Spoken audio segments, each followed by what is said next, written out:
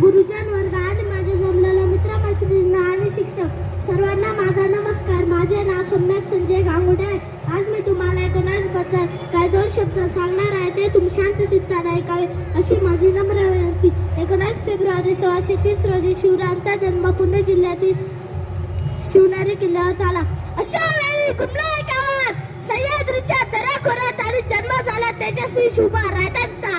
तेव्हा झाले जे झोपले होते ते कटकन जागे झाले. जे जागे झाले ते उभे राहून स्वराज्याचे निशाण चालवू लागले. स्वराज्याचे निशाण फडफडत होते. मराठी मावळा धड पडत होता. त्याचे धड पडले पण त्याने धड पडणे सोडले नाही. 700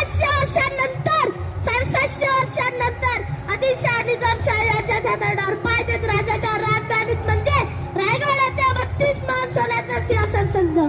प्रौढ प्रताप पुरंदर क्षत्रिय कुलवंश महाराजाधिराज योगीराज श्रीमंत श्री श्री श्री छत्रपती शिवाजी महाराज की रायगडाच्या कणाकणाला मराठी माणसाच्या मनाला आणि काळाच्या एका क्षणाला बेदून गेली. आणि त्याच वेळी झोपडीतल्या मायला वाटलं जिजाऊंचे नाही तर माझा लेकरू राजा होते. कोण होते शिवाजी महाराज? काय होतं त्यांचं अस्तित्व? 350 वर्षांपूर्वी जिजाऊंच्या कुशीत जन्मलेला बाळ म्हणजे शुभा. एकीकडे संयमाचा घाट म्हणजे शुभा.